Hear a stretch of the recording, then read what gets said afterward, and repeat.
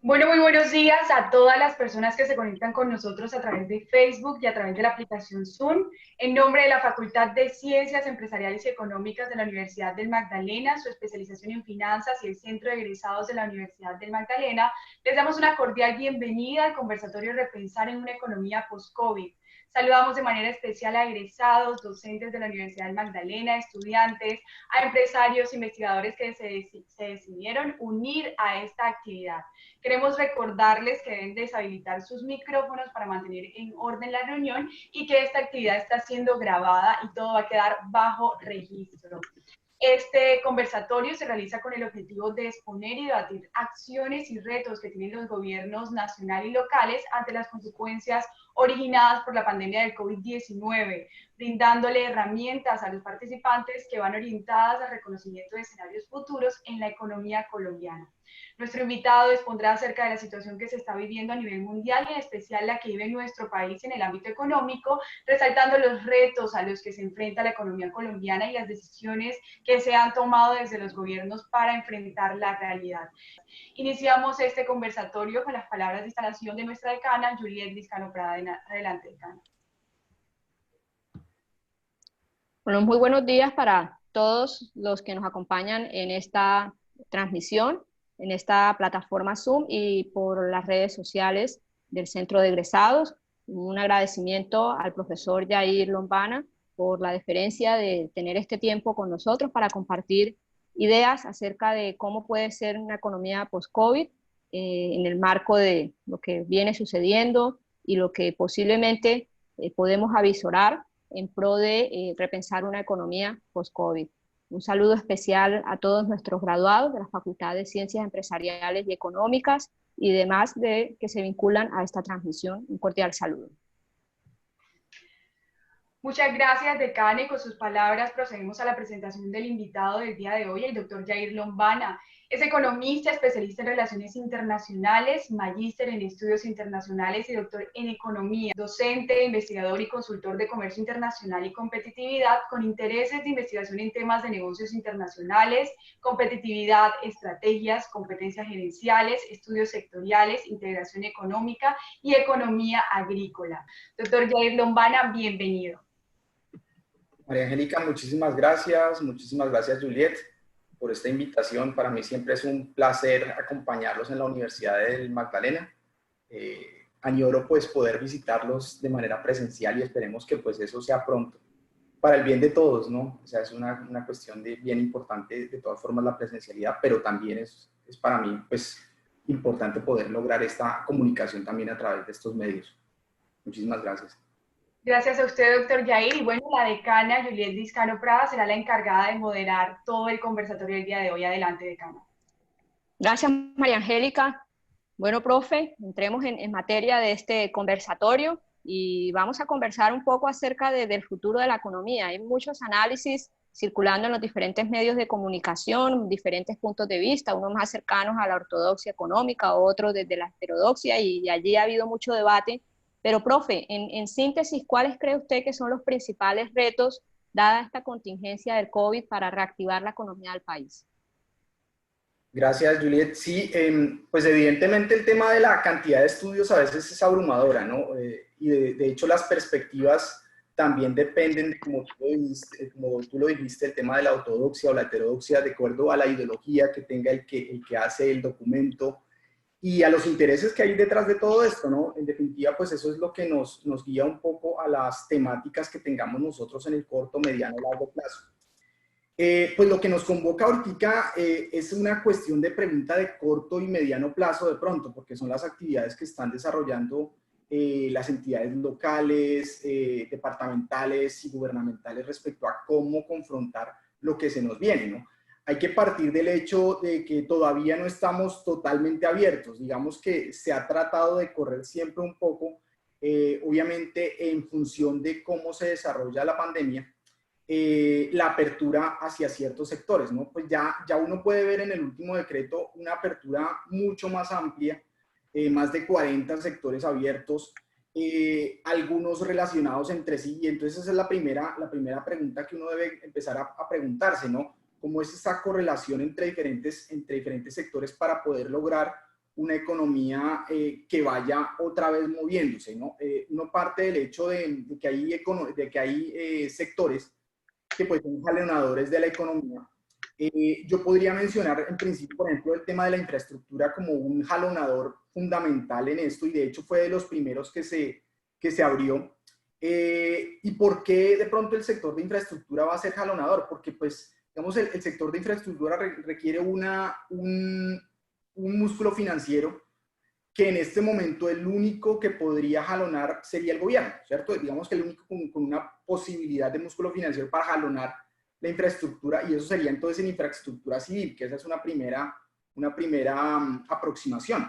Otro sector que uno podría decir va a ser jalonador, y parece paradójico que pueda uno nombrarlo como jalonador de la economía, es el mismo sector de salud. O sea, evidentemente cuando comienza la pandemia, el sector salud requiere recursos, ¿cierto? Y esos recursos vienen fundamentalmente del sector público. Entonces, nuevamente, o sea, a partir de las compras que tiene que hacer el sector salud para poder confrontar la pandemia, entonces pues también uno podría pensar en que este jalonador es importante. Otro sector importante dentro de este jalonamiento en el corto plazo es el de las comunicaciones. Esto que tenemos acá, o sea, esta plataforma, este Zoom que tenemos en estos momentos, o sea, ya vale más, creo que seguramente ustedes lo han visto, ya vale más que las aerolíneas norteamericanas, ¿sí? Y precisamente es un tema de jalonar una economía a través del tema de las telecomunicaciones. Aquí en Colombia, pues evidentemente, las empresas de telecomunicaciones, las pocas que tenemos, pues han tratado también de motivar un poco el aumento del consumo en datos, el aumento del consumo en términos de este tipo de comunicaciones. Entonces, pues ahí también hay digamos, un motor de crecimiento. Y otro que pues es fundamental, y no solamente en la pandemia como tal, sino pre y post, es el tema de la educación. Pues eso es lo que finalmente nos une en estos momentos, porque, o sea, si no hay esa creación de conocimiento, si no hay esos recursos de poder convertir ideas en hechos, que se hace pues a través del mecanismo de la educación, difícilmente vamos a poder pensar en mejorar la economía, ¿cierto? Entonces digamos que para mí esos sectores serían en principio los jalonadores en el corto, mediano plazo. Ahora, hay otros que tienen que esperar, ¿no? Que esa es digamos, la otra parte de esta historia, que son los sectores, por ejemplo, de entretenimiento, ¿cierto? Los restaurantes, el tema cultural de la forma en que la veíamos tradicionalmente, ¿cierto? Y quizás, y ahí pues hay que ser muy cauto, el tema del comercio, ¿cierto? El sector comercio puede ser también, digamos, entre la mitad, porque el comercio puede abrir, pero nosotros podemos ser muy cautos como consumidores a ir a visitar estos comercios, ¿sí? Porque hay un tema de precaución por parte del consumidor, y finalmente lo que va a mover ese comercio es la demanda. Entonces, fíjate que pues a mi modo de ver, estos son sectores que pues o motivan, quedan en la mitad o quedan rezagados. Para el departamento del Magdalena, si ya lo ponemos en contexto del departamento, pues el turismo, el mismo comercio, pues debería ser, digamos, un motivante para crecer. Y vemos que el turismo, por ejemplo, también estaría en esa última parte de la lista. Pero el agro, por ejemplo, estaría en la parte principal, y de hecho no ha parado, que de esos tampoco hemos hablado. Hay sectores que no han parado, y el sector agrícola y el financiero y la banca no han parado.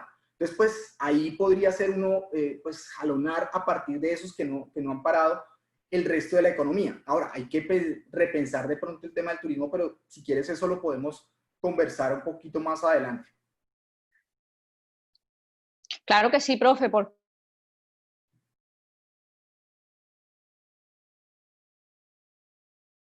a mi manera de ver no es válida, y es economía o vida. Y se nos olvida, ¿me siguen en el audio, profesor? Sí. Les decía que también en estos análisis se ponen en contexto unas tensiones entre vida o economía, y a mi manera de ver esta tensión se zanja de la esencia misma de la economía. Se nos olvida que la economía es la ciencia que estudia cómo vivimos. Entonces, del centro de la economía tenemos la respuesta. No es escoger economía o vida, es ver cómo podemos seguir manteniendo la vida con las dotaciones económicas que tenemos, que no pueden ser las mismas que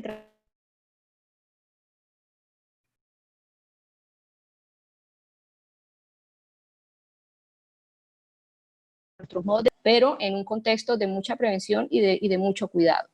El departamento del Magdalena también es un llamado, profe, esta crisis a repensar su sector agroalimentario olvidado por muchas décadas.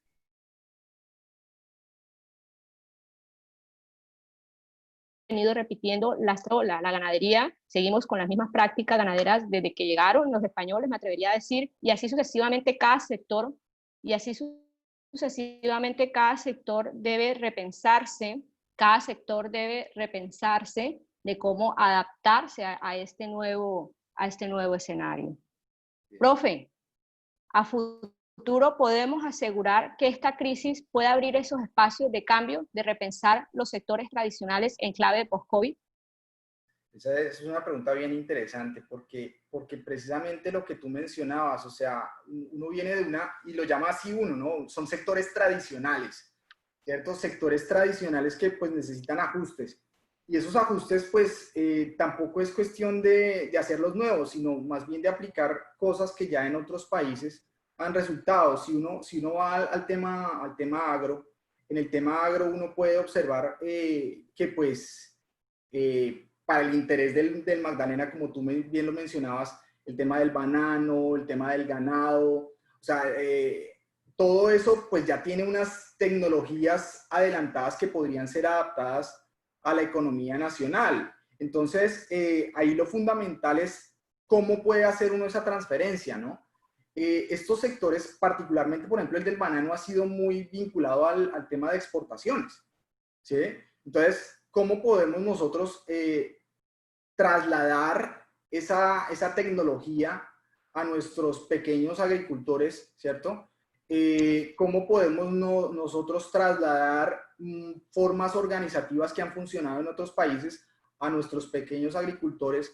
Y, por ejemplo, para el lado del ganado, nosotros tenemos que pensar, pues, cómo formas nuevas, ¿cierto?, de producir la carne, de ser más sostenibles, una palabra que yo sé que a ti te lleva mucho, o sea, cómo poder compatibilizar el tema económico, el tema ambiental, ¿cierto? Eso es importante. Y pues digamos que hay cosas que ya están hechas, ¿cierto? Es la forma de adaptarlas a nuestras realidades, y ahí pues coincido contigo en el tema pues de mirar a ver cómo podemos nosotros en esos sectores en particular que son pivot en el departamento del Magdalena, podemos nosotros, o sea, crear cosas nuevas, ¿sí? O sea, no hablemos de la agricultura, hablemos de la agroindustria y hablemos de los temas de nanotecnología. En estos momentos es muy difícil pensar en todo eso, ¿cierto? O sea, ¿por qué? Porque pues la plata va a ir a otra parte, ¿cierto? Pero también es el momento de decir, bueno, tenemos realmente que seguir en lo mismo, en esa tradicional economía, o más bien, o sea, perseguimos otros intereses, porque ahí es donde quizás está la pregunta clave de todo esto. O sea, vamos a seguir en la misma estructura en donde el sector minero nos lleva la delantera para poder desarrollar el país, o tenemos que pensar, por ejemplo, en nuevas fuentes de energía.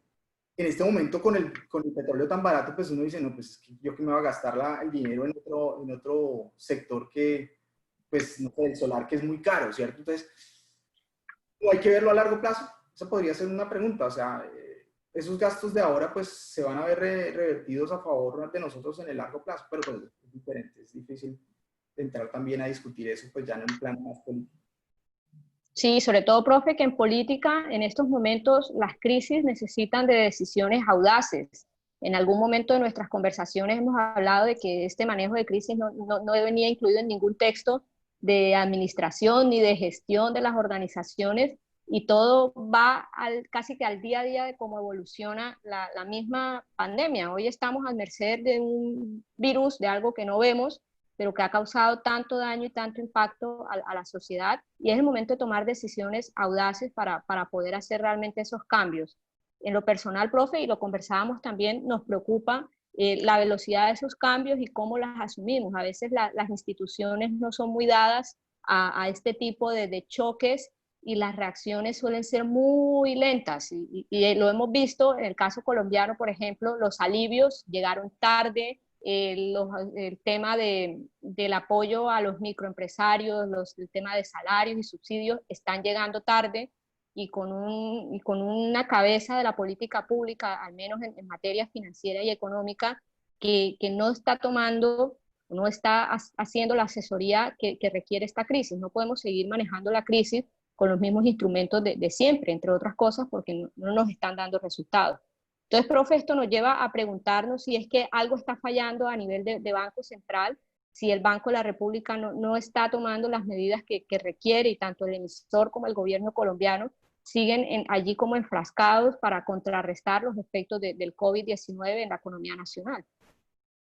Ok, bueno, no sé, yo soy muy crítico un poco digamos, en la crítica que se le hace a las políticas macroeconómicas en Colombia, porque si uno parte del hecho de comparar a nivel Latinoamérica quién se ha comportado mejor en términos de uso de políticas macroeconómicas, Colombia siempre ha estado liderando eso. De hecho, pues también en términos de competitividad, uno de los mejores pilares para nosotros, calificado por el Foro Económico Mundial, es el de política macroeconómica, ¿cierto?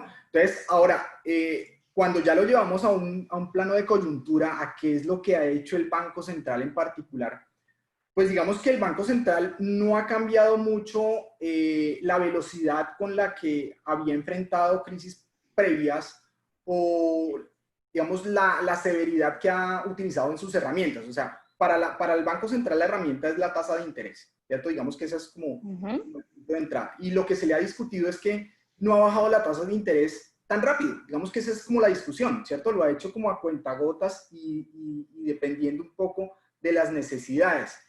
Y pues yo ahí sí, pues defiendo esa política en el sentido de que, pues primero puede uno hacer otro tipo de políticas que puedan ser menos graves en el mediano plazo, ¿cierto? Entonces hay que ser cautos eso, y pues la certidumbre que pueda generar bajar muy rápido las tasas de interés. O sea, en el mercado eso puede ser muy bueno en el muy corto plazo, pero en el mediano y largo plazo va a ser peor. Entonces, ahí lo que digo yo es que pues tienen que hacer ese tuning, ¿no? Ese tratar de sintonizar las bajas de la tasa de interés. Ahí se nos viene una, creo que es hoy o mañana, no hoy, que tienen la reunión nuevamente para bajar otros 5 puntos, que seguramente es lo que va a pasar, para poder atenuar esos movimientos de tasa de interés que pues finalmente sí van a redundar en la banca comercial.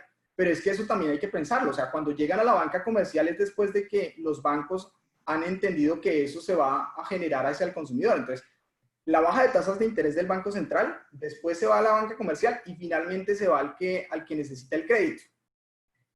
Ahorita nosotros estamos preguntándonos si efectivamente las pequeñas y medianas empresas están recibiendo lo suficientemente en créditos, ¿sí? ¿Por qué? Porque no tienen el respaldo. Entonces, ¿quién les tiene que dar el respaldo? Entonces, ahí viene el otro agente económico que tiene que jugar un papel fundamental, que es el gobierno. El gobierno. Exactamente. Entonces, el gobierno pues también juega ahí un papel fundamental y ya no tiene la política monetaria, porque en Colombia pues tenemos esa autonomía, ¿no? Política monetaria del Banco Central y política fiscal del gobierno. Y el gobierno lo que hace es pues tratar de redistribuir los pocos ahorros que teníamos, que esos ahorros pues no son tan ahorros, ¿cierto? Porque provienen ¿de dónde? Provienen de los impuestos, provienen de una deuda que sigue incrementándose y ahorita podríamos ahondar en eso, vienen de los recursos del petróleo cuyo valor en estos momentos pues está por el piso, dadas las expectativas que teníamos de $60 por barril, que eso pues no se van a cumplir. No se dan, y de las empresas del Estado que queden, ¿no? Si se privatiza, ¿no? Eso, y eso pues en este momento es impensable. Y tampoco, o sea, por lo menos el presidente lo dijo, no vamos a pensar tampoco en hacer una reforma tributaria en estos momentos, ¿cierto? Entonces lo único que queda es la deuda. Pero entonces ayer vimos al presidente en una reunión preguntando que pues los países que están prestando tendrían que intentar bajar la deuda o condonar algunas cosas, y eso tiene sus peros, porque eso es mandar un mensaje que ya no tenemos un margen de maniobra, y es peligroso incluso decir eso. ¿cierto? O sea, yo pues soy de tener cierta certidumbre, de tener esa sintonía poco a poco, ir diciendo las cosas, pero por ejemplo ya solicitar que nos quiten la deuda o todo eso, manda mensajes de pronto equivocados de los que se requieren en estos momentos. Nosotros tenemos líneas de crédito internacionales que todavía con las cuales se puede manejar uno, pues de hecho se ha hecho la redistribución, de pronto no en la velocidad que se esperaba, pero es que, o sea, la pandemia ha sido rápida. Estamos hablando de 2 meses para hacer políticas que se demoran 6 meses y que seguramente en estos momentos no las vamos a ver reflejadas. Entonces, yo creo que ese tema de política fiscal y monetaria, o sea, tiene sus tiempos. Y yo creo que en ese sentido, pues hemos sido moderados, pero no lo vamos a ver en el corto plazo, sino más bien mediano largo plazo. Ahora, el tema de las instituciones, ese es otro problema, que ahí está el tema de las burocracias, el tema de la corrupción, que también lo hemos visto, y ya nos lleva a un plano más micro, y ahí es donde yo creo que puede ser la preocupación. Así es, profe, en especial usted lo mencionaba por los microempresarios y los nuevos emprendedores que están viendo cómo en este mar de incertidumbre sus esfuerzos empresariales se están viendo minados.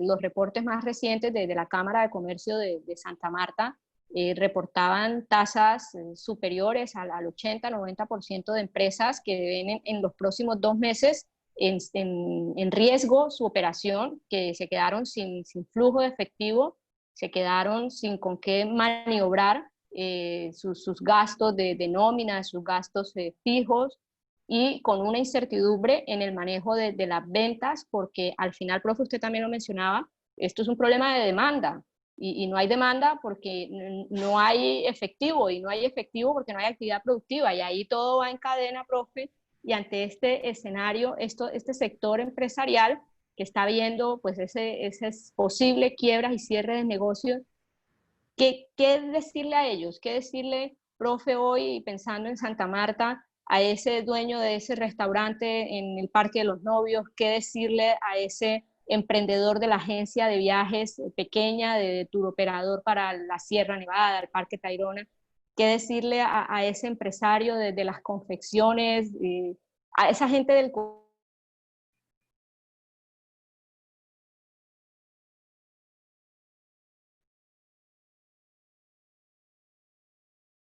Bueno, voy a tratar de contestar lo que creo que ahí se cortó un poquito la comunicación con Juliet, pero lo que entiendo de este tema, pues el tejido social del Magdalena y de Colombia en general está basado en pequeñas y medianas empresas, y evidentemente ahí, pues Juliet lo decía, ¿no? O sea, ya estamos en una fase en donde no es sostenible económicamente estas pequeñas empresas, sobre todo pequeñas y microempresas, porque tienen que pagarle a los proveedores o tienen que pagarle a sus propios asalariados, a sus propios empleados, tienen que pagar el arriendo, tienen que pagar, o sea, una serie de cosas que pues evidentemente si no hay quien consuma, pues es muy difícil. Ahora, ahí es donde aparece el aparato estatal, y ahí pues es la pregunta de qué tan veloz puede el aparato estatal contestar a estos requerimientos, ¿no? Y uno ve, por ejemplo, pues esto del ingreso solidario, ve lo del acompañamiento de las primas, ve, digamos, los subsidios específicos en términos de pues, subsidios de transporte ya a nivel local, ¿cierto? Que son pañitos de agua tibia en un entorno que no puede tener, o sea, una temperatura mayor para poder ayudar, ¿cierto? Pero definitivamente ahí lo que yo digo es que, pues bueno, hay un esfuerzo, pero el esfuerzo es de pronto, y ahí es donde hay que ser muy claros, es para las pymes formales, ¿cierto? Y entonces ahí aparece el otro grueso, ¿no? ¿Qué pasa con las pequeñas y las micro informales? Y a esas, pues el gobierno no ha llegado de manera directa, pero de hecho uno podría pensar que fue lo primero que se llegó, no a través de las empresas directamente, sino a las personas que estaban o que están relacionadas más con ese sector, que sería, yo me atrevería a decir que, por ejemplo, los temas de familias en acción, de jóvenes en acción, del mismo ingreso solidario, o de ellos con sus bases de datos del CISBEN, pues llegaron a esa población de primero, ¿cierto? Y esa población seguramente es la que genera más el empleo informal. Entonces, fíjense que pues digamos que son instrumentos que uno, si hila fino, puede llegar a decir, bueno, sí se les está ayudando, de pronto no en la capacidad que se puede, porque es que tampoco tenemos lastimosamente una bolsa de dinero como la que tiene una Alemania que está salvando a Lufthansa, o un Estados Unidos que tiene un seguro de desempleo de $600, y allá la preocupación increíble es, bueno, yo tengo $600 que me dan por desempleo, ¿para qué voy a ir a trabajar? Sí, o sea, es como un poco de estructuras también que uno dice, bueno, están en otro mundo, y efectivamente, o sea, están en un mundo desarrollado, nosotros estamos en un mundo en desarrollo, y a partir de ahí es que nos tenemos que repensar en términos de qué puede hacer el tejido empresarial. Entonces, pues ahí lo que también podría uno pensar es que las grandes empresas apalanquen mientras tanto a esos proveedores pequeños y medianos, ¿sí? Y micros. Entonces, en ese sentido, yo creo que podría ser una forma útil de poder mantenernos. Ahora, ¿hasta cuándo? Eso es bien complicado. Yo creo que ya estamos en el punto. Y ahí es la pregunta de la apertura y lo que tú decías muy bien. Entre vida y economía no es que haya una separación. O sea, esto es todo junto. Entonces, hay que empezar pues a mirar cómo podemos hacer esquemas, protocolos de bioseguridad que nos permitan de todas formas trabajar con los cuidados pertinentes, y sobre todo a estos micro y pequeños que puedan ser apalancados por grandes empresas, porque de otra forma es muy complicado en el mediano plazo, es que ni siquiera estamos hablando del largo plazo. Así es, profe, les pido excusas a los oyentes, tuve aquí un problema de conexión, pero creo que ya lo resolví y aquí estamos nuevamente. Profe, para abrir la conversación vamos a pedir a los asistentes del público que nos dejen también sus inquietudes, aquello que quieran de pronto profundizar en este análisis, en el chat de esta reunión, y a través de la herramienta de Facebook Live también pueden dejar sus comments, allí vamos a estar pendientes para tomar sus preguntas y irlas resolviendo en el transcurso de esta conversación. Entonces, los animamos a todos a que nos dejen sus preguntas.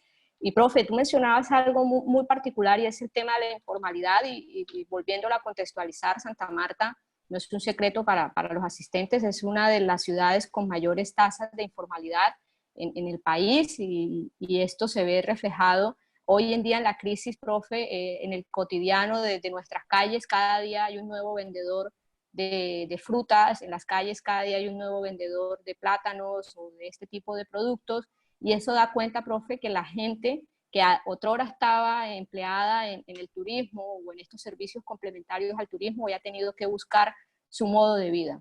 Entonces, profe, pensando en esta población, ¿qué hacer desde la política pública, no solamente, profe, pero también otras estrategias que podamos hacer desde las universidades inclusive o otras entidades para dar una mano a esta población y repensar en el quehacer diario de esta población que es muy importante? En Santa Marta hablamos de un porcentaje importante de población que está en la informalidad. Sí, bueno, esa es bien complicada, porque pues digamos que en estos momentos los apoyos, como lo mencioné anteriormente, pues se dirigían no necesariamente a esos informales directamente, sino a través de entornos, ¿no? De las familias, de los jóvenes en acción, del ingreso solidario. Pero la bolsa de dinero del gobierno pues no es tan amplia, entonces llega un momento en donde eso ya no es suficiente. El siguiente paso es mirar en el sector privado, y por eso mencionaba yo también a la gran empresa que de pronto pueda apalancar mejor a este pequeño y microempresario. Y lo otro, pues uno puede pensar también en el tema de aprovechar esta pandemia para poder empezar a pensar en bancarización, ¿cierto? A veces es un tema como tan de miedo, porque si yo soy formal, entonces me van a solicitar que el INVIMA, me van a solicitar que los parafiscales me van a...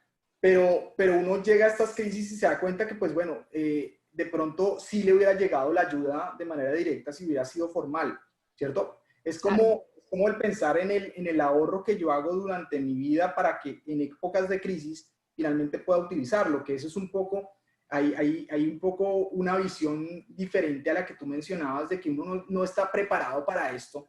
pues uno debería pensar en prepararse para esto. O sea, no estamos hablando tampoco de ninguna utopía, porque países que han salido, pues, o que han vuelto a entrar al encierro, o sea, hablemos de Corea, hablemos de Alemania, que de pronto yo soy muy cercano al tema alemán, o sea, estaban preparados, no para una pandemia específica que se llamara COVID, ¿sí? Tenían suficientes camas, tenían un colchón financiero para apalancar determinados sectores. Entonces, fíjate que no es una pregunta de qué pudimos haber hecho, sino qué podemos hacer de aquí en adelante. O sea, el ahorro que nosotros podamos empezar a hacer después de el regreso, pues es para situaciones como esta. La ayuda coyuntural, estamos muy limitados, ¿cierto? Está el gobierno, que ya se le está acabando el dinero, ¿sí? Está el sector privado que pues tiene que apalancar los proveedores y ahí pues los países están empezando a cerrar y están empezando a mirar, o sea, ¿qué proveedores tengo yo? ¿Sí? Una pregunta que yo me hago es que nosotros al principio de la pandemia, pues uno veía en los chats estos de amigos, en los chats de compañeros, oiga, ¿qué vamos a hacer los ventiladores, ¿cierto? Entonces todo el mundo con los ventiladores. Pero en estos momentos estamos importando ventiladores, entonces también es un poco de pregunta, bueno, estábamos creando, ya no estaban los ventiladores, ¿qué pasó? ¿Dónde está la infraestructura para hacerlo, cierto? Una de las principales preocupaciones aquí también es los tests. O sea, si nosotros tenemos suficientes tests, pues podemos rastrear la pandemia. ¿Quién está haciendo esos tests, cierto? Estamos importando los tests. Entonces, los tapabocas. ¿Quién está? Entonces ahí sí puede ver uno cuestiones que dice, bueno, nos estamos reconvirtiendo para aprovechar, entre comillas, ¿cierto? Lo que estamos haciendo. Entonces, fíjate que pues es como hilar más fino y pues ahí lo que hay que pensar es, bueno, si estamos haciendo, tú dijiste el ejemplo, o sea, estábamos en el turismo, nos tocó empezar a vender otras cosas, sí. Con los problemas que tengamos y convirtiéndonos en lo que tengamos que convertir y reaprendiendo eso, sí. Pero pues esto nos lleva a más mediano plazo, o sea, ¿y después qué? O sea, ¿vamos a seguir en la misma o ya, por ejemplo, vamos a ahorrar un poquito más en lo que puede un país como Colombia y la estructura financiera de Colombia ahorrar? Sí, pero no lo pensemos en la persona, sino en el país como tal. En el país.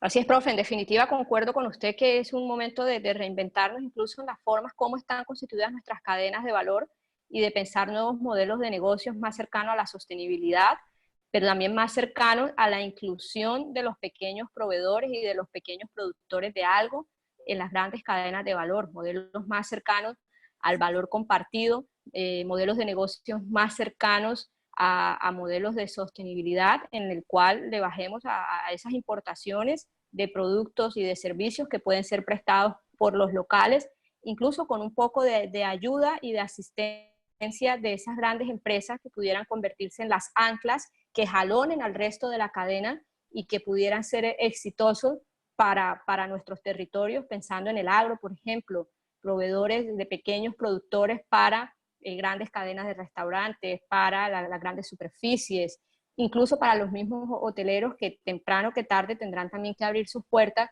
pero que piensen en unos modelos más allegados al cooperativismo y al valor compartido que al extranjero y al traer productos de afuera como parte de ese plus de la experiencia que venden. María Angélica, yo quisiera que demos espacio en estos últimos minutos del conversatorio a las preguntas que tengamos del auditorio, por favor.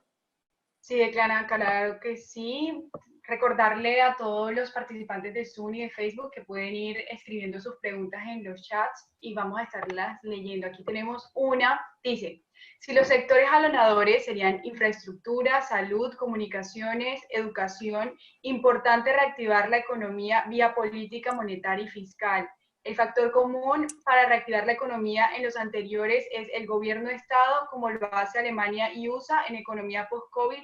¿Qué podríamos esperar de la capacidad real del gobierno colombiano para una reactivación económica de impacto real? La pregunta. Gracias, María Angélica. Bueno, yo sí, digamos, a partir del comentario, sí, esos son, a mi modo de ver, los jalonadores.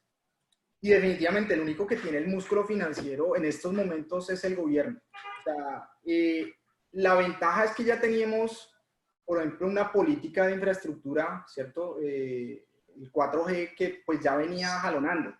Entonces es volver a reactivar eso y ya había recursos presupuestados para eso, ¿cierto? Entonces eso permite de alguna forma decir, bueno, tuvimos una para necesaria porque la pandemia nos obligaba a esto, pero a partir de ahí, pues la política fiscal en el gasto público a través de infraestructura como primera opción, pues tiene que empezar a jalonar pues a jalonar empleos, ¿cierto? Entonces, personas que a veces pues uno pensaría no están aptas para esos empleos, pues tendrían que irse hacia esos sectores, ¿no? En principio, mientras se reactivan los otros sectores.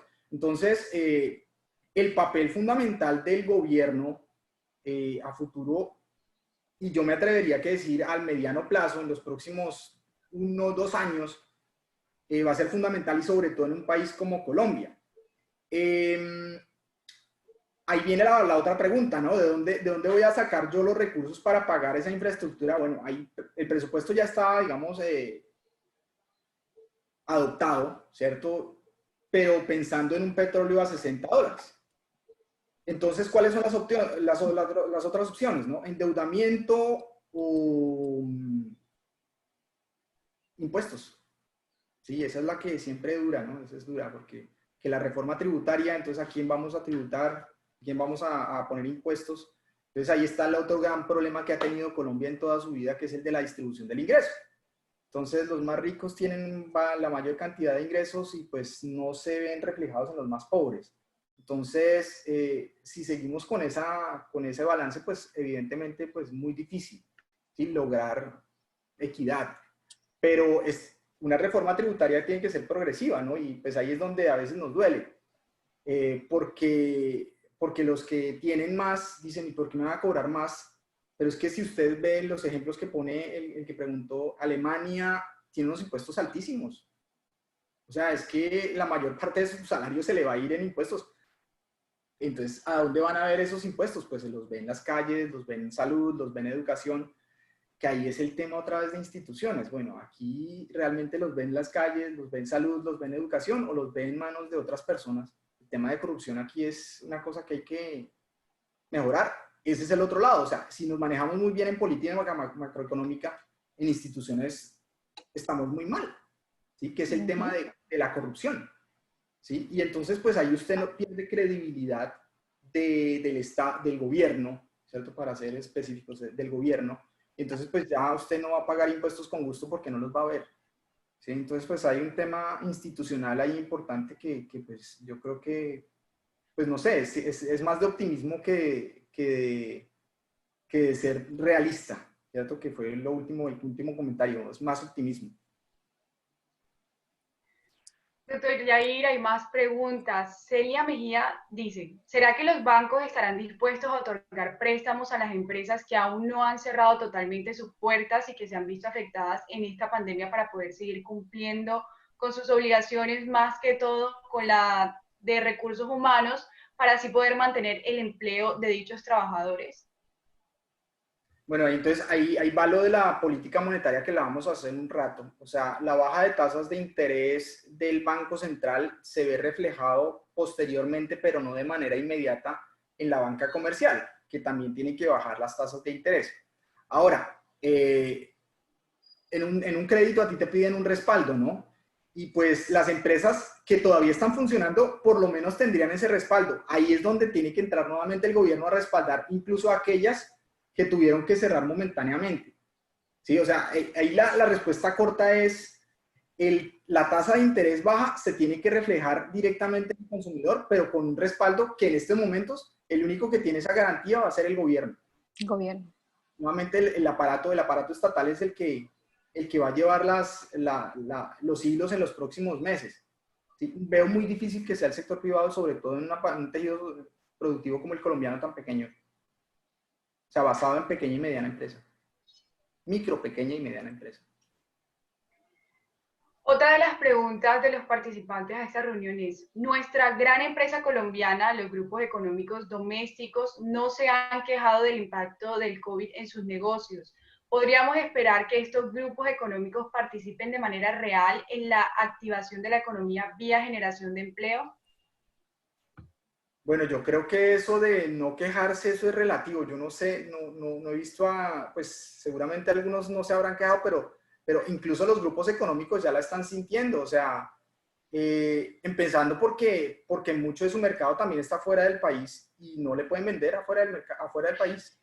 O sea, yo creo que esto es una ola. El problema es que, digamos, en la formalización de una empresa hay un cierto respaldo de riesgo, ¿cierto? Entonces, entre más grande es la empresa, normalmente debería tener un colchón más grande, ¿cierto? Entonces, quizás no se ve de manera inmediata, pero definitivamente que lo van a sentir, y si lo han dicho, pues ya a los comités internos se lo han dicho, ¿cierto? Hay empresas muy grandes que a nivel interno están mal. Y hay un ejemplo en Colombia con el tema de Avianca. Avianca es una empresa pequeña.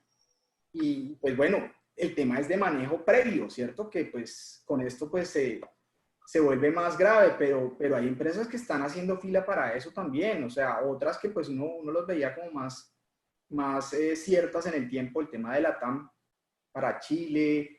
O sea, ejemplos va a haber. Yo creo que pues igual el gobierno va a tratar de ayudar a algunas, ¿cierto? El tema es hasta cuánto le alcanza el dinero para ayudar a todo el universo de empresas, sin cometer problemas que nos lleven a peores problemas en el mediano largo plazo, que eso es lo que yo, con lo que empecé, ¿no? O sea, sintonizar bien para poder atenuar los problemas del corto plazo. Y una pregunta que sigue en la línea del tema de aerolíneas. Dice, viéndolo desde el punto de vista sanitario y observando que la curva de la pandemia va creciendo día a día, ¿cómo ve la reapertura de las aerolíneas para vuelos internacionales sabiendo que el virus se expandió debido a este tipo de transporte? Ok, ahí yo peco de no saber de la disciplina de salud. De pronto ese es un tema que pues no me compete de manera directa, porque tampoco tengo muy claro que esa haya sido como la vía principal. Eh, Hay unos protocolos, como en cualquier industria, y pues los protocolos se siguen de acuerdo al conocimiento previo que se tenga en este caso, pues del COVID, ¿no? Eh, pues nosotros tuvimos 2 meses para preparar las UCIs, llevándolo a nivel Colombia, ¿cierto? Y todavía llevamos como, no sé, o sea, creo que aumentamos 1.000 de las 4.000 que teníamos, ese dato no lo tengo muy claro. Las empresas se han tenido que preparar 2 meses para poder ofrecer ese tipo de productos o servicios. O sea, el distanciamiento físico pues tendrá que ser una cuestión en esas aerolíneas. O sea, si tenemos puestos de 2 y 2, pues seguramente solamente van a ocupar 1 y 1. Pero pues también es una cuestión de los protocolos, ¿no? Y habrá unos protocolos específicos para esa industria para que finalmente, o sea, entiendo que se empiezan a vender los billetes mañana o en junio 1 y empiezan a volar en septiembre. Esa es la idea. Pero fíjate que pues nos han dado ideas de que en 15 días se va a abrir y a los 15 días pues ya vemos que 3 días antes no, pues son 15 días más y son 15 días más. Entonces es muy difícil poder estar seguros de que eso va a pasar de manera, o sea, seguro no estamos. Pero pues tienen que crear unos protocolos.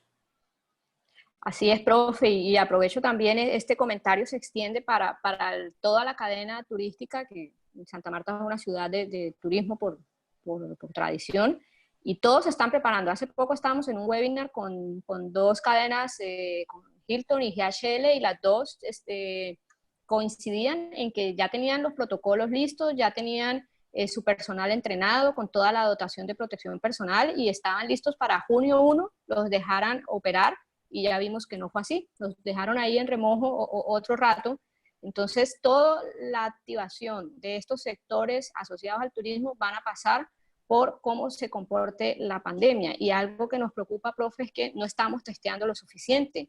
Lo que estamos es aplazando el problema. Por eso es que no vemos el pico exponencial que esperábamos, porque no estamos testeando. No hay testeo, pues no sabemos cómo está la realidad del asunto. Entonces, muy importante para todos estos sectores, todo pasa por los protocolos de bioseguridad y de cómo se comporte la pandemia. Fíjate que estamos como en un concurso de quién tiene los insumos, de cómo recibir los insumos de los países que finalmente exportan eso, ¿no? O sea, Así es. de dónde vamos a importar nosotros los tapabocas, de dónde vamos a importar los respiradores, de dónde vamos a importar los kits de testeo. Entonces, todo el mundo está en lo mismo. Es que nosotros no estamos, o sea, estábamos tan globalizados que se nos olvidó que pues nosotros también tendríamos que producir esas cosas. O sea, ahí es donde llega uno y bueno, nosotros dónde estamos haciendo los test, o sea, estamos produciendo tests, estamos produciendo los tapabocas, ahí de pronto el sector textil se ha movido porque uno ya ve ahí a empresas pequeñas y medianas haciendo los tapabocas, en eso digamos que debería seguir un ejemplo de ese sector textil y de confecciones, ¿cierto? Y los que se dijeron, bueno, vamos a hacer los respiradores. ¿Dónde están los respiradores? Es difícil, ¿no? Es un poco complicado porque teníamos demasiado del exterior y pues ahora nos estamos dando cuenta que tenemos que poder producir nosotros mismos. Y es difícil, reconvertir tan rápido es bien difícil. Se han activado bastante las preguntas y a través de nuestra transmisión en Facebook nos pregunta el docente Niver Quiroz, ¿es posible que la deuda pública alcance niveles récord en el país? Por lo tanto, ¿ese músculo financiero del gobierno se puede quedar insuficiente?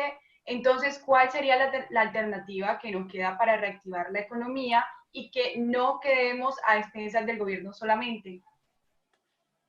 Sí, esa es la pregunta del millón. O sea, nosotros hablábamos de las formas de poder obtener ingresos por parte del gobierno, ¿no? Y hablábamos de los impuestos, de la deuda, de las empresas del Estado y, bueno, privatización como tal de lo que se tenga del Estado. Hay siempre una última instancia que puede ser el Banco Central, ¿no? Pedirle prestado al Banco Central y esa es muy peligrosa, que es la emisión de billetes. ¿Cierto? Porque eso nos pone en un panorama, o sea, de credibilidad muy bajo. Por eso, de hecho, mi comentario respecto ayer a lo que decía el presidente, respecto a mirar si los países desarrollados empezaban a pensar en condonar la deuda. O sea, me hubiera alegrado si lo hubiera dicho el otro presidente de otro país y no el presidente colombiano, porque a ver, a mi modo de ver es como decir, nosotros ya estamos a punto de no tener los mecanismos, las herramientas, pónganos mala nota, ¿no? Acordémonos de esos ratings que ponen de inversión y todo eso. Entonces, si nos ponen mala nota, tampoco va a haber gente que nos quiera prestar. Y recurrir al tema de emisión primaria no lo veo como una buena salida. O sea, llega el momento de que se nos van la tormenta perfecta. Además de pandemia, tenemos inflación y tenemos desempleo. Eso no es aguantable para un país y sobre todo, pues, o sea, las condiciones que conocemos nosotros de nuestro país, ¿no? Convulsionados socialmente y políticamente, pero veámosle el lado optimista. O sea, pensemos que de todas formas el aparato productivo va a generar la posibilidad de reactivación, ¿cierto? Y eso gira con el tema de los protocolos que ya habíamos hablado antes. O sea, si nos ponemos disciplinados, que eso también es una palabra tan complicada aquí en Colombia, ¿cierto? O sea, si nos ponemos disciplinados, en el momento podríamos decir, bueno, vamos a lograr los protocolos. Es que, vuelvo y pongo el ejemplo de Alemania. En Alemania no ordenaron que se quedaran en la casa, sugirieron. Y ya están al otro lado. Sí, es una cuestión de disciplina, es una cuestión bien compleja, pero bueno, eso también lo podemos aprender, así sea las malas.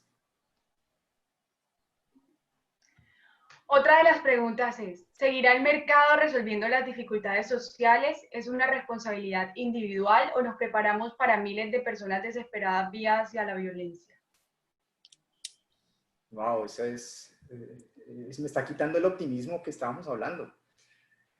Bueno, ¿yo qué digo ahí? O sea, definitivamente estos son ciclos económicos, ¿no? Cuando tenía la crisis del 30, el gobierno pasó a ser garante de todo esto. En los 80 lo mismo, el gobierno, y después otra vez entonces el sector privado. ¿Sí? Entonces es un tema cíclico. O sea, yo creo que la responsabilidad es, por lo menos en las economías occidentales, por no llamarlas tampoco capitalistas, porque ese también es un tema a veces que causa escozor. O sea, economías abiertas de mercado, como lo llama el quien hizo la pregunta, el mercado definitivamente, por lo menos en el corto plazo, no se va a encargar porque no tiene con qué.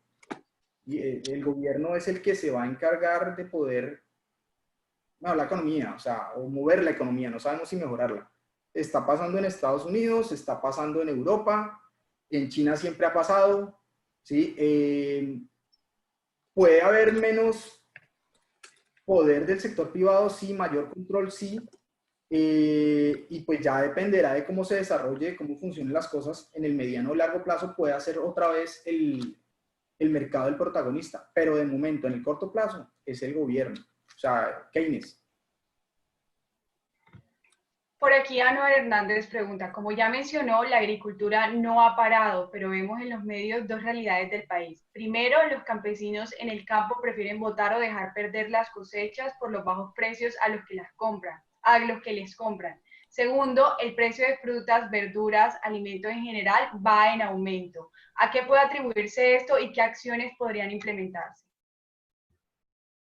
Sí, esa ya es pregunta mucho más micro, o el tema de la demanda, pues la demanda alimentaria normalmente no debería bajar, o sea, nosotros seguimos consumiendo alimentos, quizás las estructuras de cómo nos alimentamos es diferente, ahora vamos menos al restaurante de la esquina, nos toca comer en casa, eso, pues digamos que eso es un tema. Hay un excedente como pasa todos los años, ¿cierto? Hay picos de cosecha y vuelven a bajar, es normal en eso y pues digamos, eso se va equilibrando. La respuesta a eso no es porque sea pandemia o porque sea prepandemia o pospandemia, es porque se vota, ¿cierto? O sea, ahí falta un eslabón en esa cadena de suministro que es la posibilidad de transformar eso que normalmente se vota para dejarlo para futuros consumos, ¿no? Yo de hecho pues trabajé en algún tiempo en el tema de agroindustria, en la posibilidad de transformar frutas en, no sé, en mermeladas o en otro tipo de cosas. Ahorita es muy difícil porque simplemente no tienes la estructura y es muy difícil hacerla. Pero eso nos hace preguntarnos es porque esto es pasado, es permanente, ¿no? No es una cuestión de COVID, es una cuestión permanente que siempre tenemos que botar las cosechas porque no hay quien las compre. ¿Sí? Y es el ciclo normal de cosechas. El problema es que cuando hay ese excedente, pues podríamos hacer valor agregado, que al final es lo que se solicita. Pero eso yo creo que lo he dicho en cuanto curso o seminario se da, y es difícil porque la estructura productiva de nuestros pequeños consumidores, de los pequeños productores, perdón,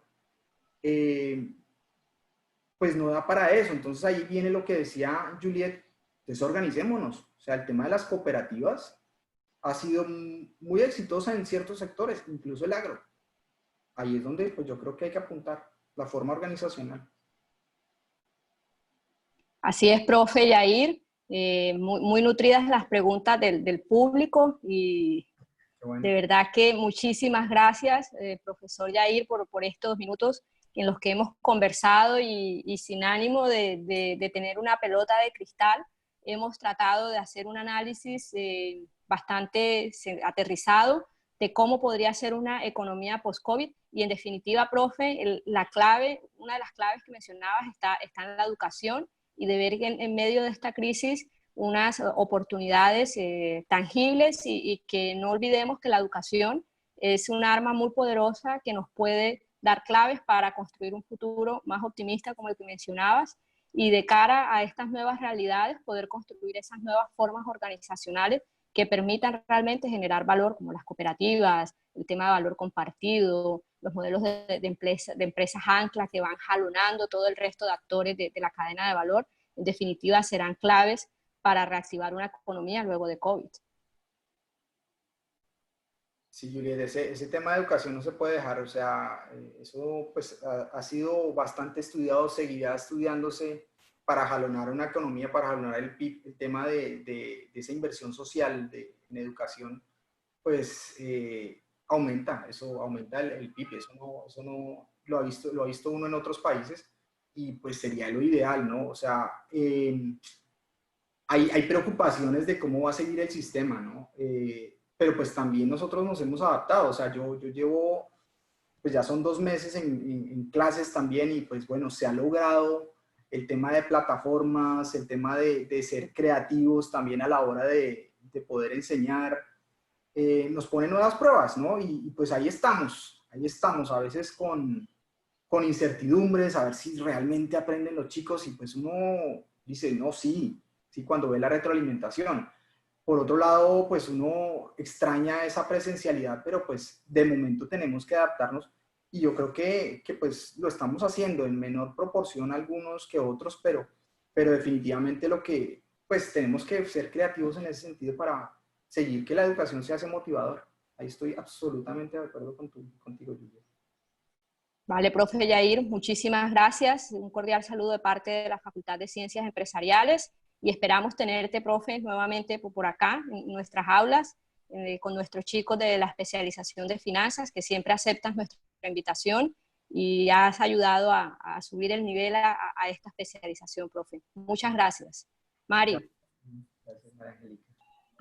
Así es, doctor Jair, muchísimas gracias por acompañarnos el día de hoy en este conversatorio, por responder todas las dudas del público asistente.